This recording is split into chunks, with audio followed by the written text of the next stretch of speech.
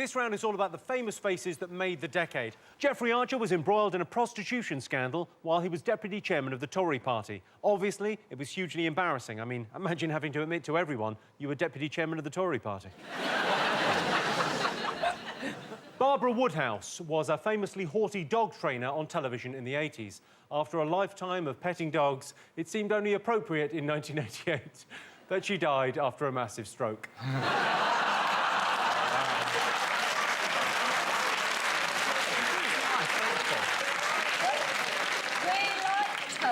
Terrible, sorry. Apologies. Still, she's gone now.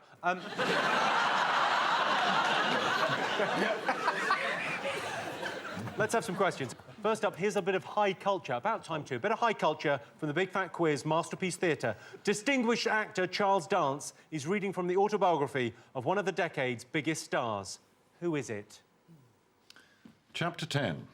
Ding Dong. Showbiz is a notorious graveyard for marriages. And people are always curious about how we manage to stick together. Well, the truth is, we've always been together as a married couple. But that didn't stop us having fun with other people. No one took it seriously. It was all just good fun.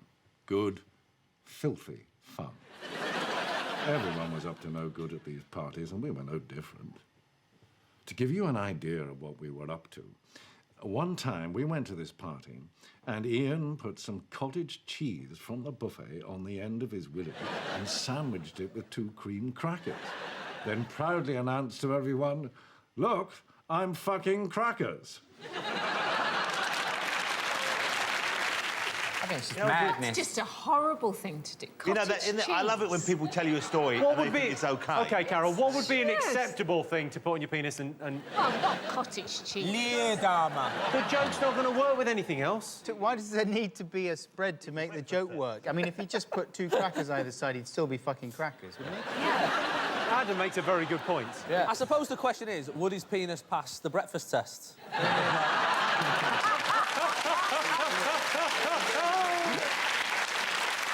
Next question. OK. Who was described by various newspapers as a true hero of our times, one of the immortals, and one of England's great diarists?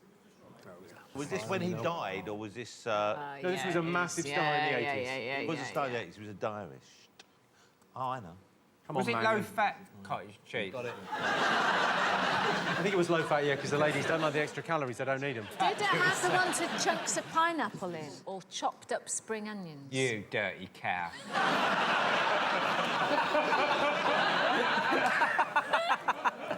OK, time for another guest question now, and it's from none other than Scouse singing sensation, Sonia. Hi, Jimmy. In 1982, Ozzy Osbourne famously bit the head off a live bat during his Diary of a Madman tour. But what explanation did he later give for his actions? Isn't it weird that people, like, kicked off properly when there was that story that he'd bitten a head off a bat on stage? People, like, kicked off and there was loads of complaints. And now we ring up to vote for celebrities to eat kangaroo bollocks and viper's arsehole. They asked me to go on that, and I said I'd rather eat my own shit. They said you're a natural.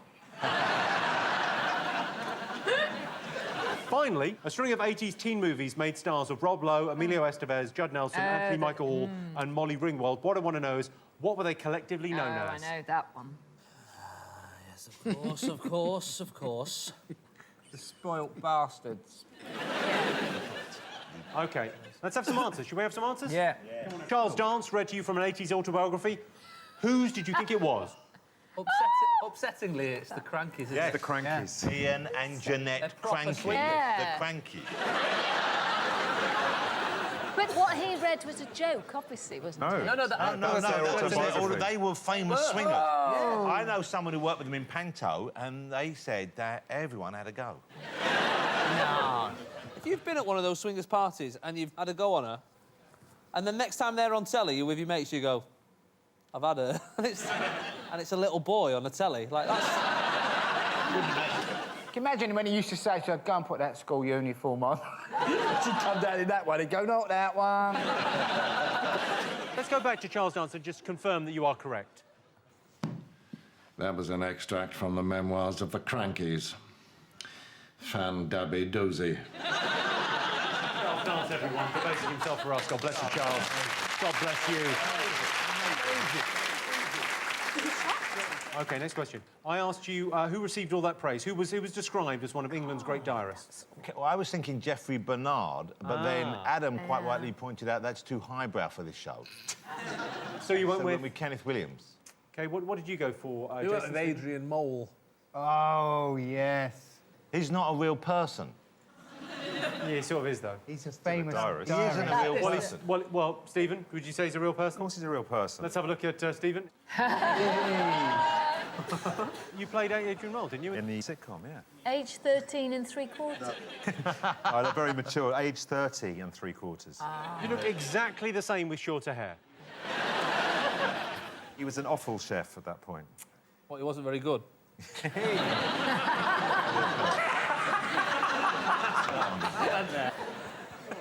I thought Keith Waterhouse. You thought Keith Waterhouse. Yes. And then you, Mickey, were genius, and you said?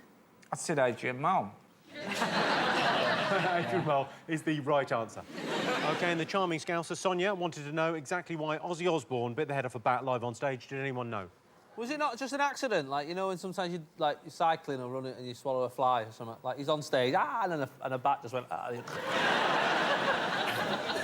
I think he said he thought it was a toy that was thrown on stage. That's what I seem to remember. Yeah, him like saying. a He thought it was rubber a toy, one. and that's why he bit it off just for OK, effect. have you got that, Jason? We I thought thought it was made of it was rubber. made of I thought it was a rubber, toy. And have you got that? You thought it was... You all got this absolutely right. Points for everyone. And finally, I asked you what were Rob Lowe, Emilio Estevez, Judd Nelson, Anthony Michael Hall and Molly Ringwald collectively known as in the 80s? We were tempted to say the Teenage Mutant Ninja Turtles. But then we wanted to try and win because I get a feeling there might be a nice prize or something. OK, so you all get a point for the Brat Pack. Absolutely right. It's time now for a final bonus question, and to ask it, we have the honour of having with us one of the most famous faces of the 80s. Ladies and gentlemen, please welcome Samantha Fox. See you. Thanks for coming on. You're welcome, thank you. Oh, you got me through some very difficult years. Did I? Yes, thank you. And you still don't wear glasses. So the 80s was extraordinary for you, right? It was amazing. It was the start of my life, you know, start of my career. One minute I was at school doing my O-levels, and the next minute I was famous and as a page 3 girl. The and then most famous 86. page 3 girl of all time. It's really funny. Although I have not done page 3 since 1986, I can still get in a taxi now and a guy will go, I used to see you on page 3 lately. So obviously they were very rememberable. Now, you've got a question for us, and it's quite tight. Normally, one team is ahead at this point. It's very close this evening. Yes, so we've got an amazing end question. You get 2 points for each of these, and if you get all 3 of them, you get 10 bonus points, OK? The final question. Sam, tell them. OK, I'd like you to name 3 things. The UK's biggest selling single of the decade. Oh, hang on. The most watched television show, and the highest grossing movie of the 80s. So, biggest selling single, biggest TV show, highest rating TV show. Highest rating TV show. Highest rating. Not as a one-off. Could that have been an event? No, it would be the show that normal most people show. watched. About Most people time. watched. It was 1 episode. Now, the page 3 thing, would you ever go back? It's a little bit like asking an old footballer to go back and play football, isn't it? It's not really like that. It's more about taking your top off. I just think... I just think it'd be fun. No, they've been seen and they're in hibernation. So let's see what they got, OK? So you've got, what do you think, best-selling single of the 80s? So we've gone with Feed the World. It was Band-Aid, Do They Know It's Christmas. We'll give you that. Band-Aid. We had that, and then we put Thriller. And what did you go for? It's very close. You went for Thriller? Yeah. Yeah, Very so did we. close. Band-Aid, Do They Know It's Oh, Christmas. was it? We got it. OK, so you've got that, so you get 2 points for that. Jonathan, OK, so the biggest TV show. What do you think the biggest TV show? Was it the Who Shot J.R. Dallas? Who Shot J.R. Dallas? No, nowhere close. Nowhere close. Fools and Horses, Christmas special. We said Fools and that's what we Horses. What was it, Sam? Yeah, the answer was EastEnders. It was when Den handed Angie the divorce papers in 1986. So no one got that right. So the biggest movie, this could count for everything. You know, I was thinking of going with Return of the Jedi or Empire Strikes Back, because they were 81 and 84. What did you go for? What's your final We answer? went with E.T. in the end. E.T. phone home. E.T. is... It's correct. the right answer. Ladies and gentlemen, Sam Fox. Thank you so much for coming, Sam.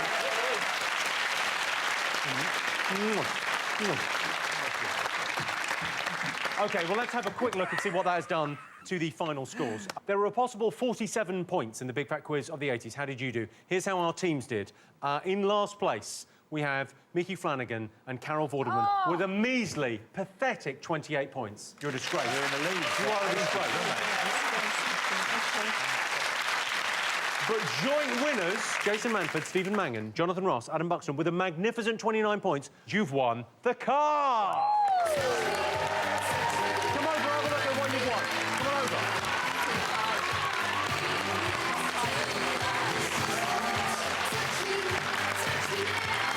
Well, that's it. Big thank you to our amazing panel, all of our special guests, and thank you for watching. This has been the Big Fat Quiz of the 80s. Good night.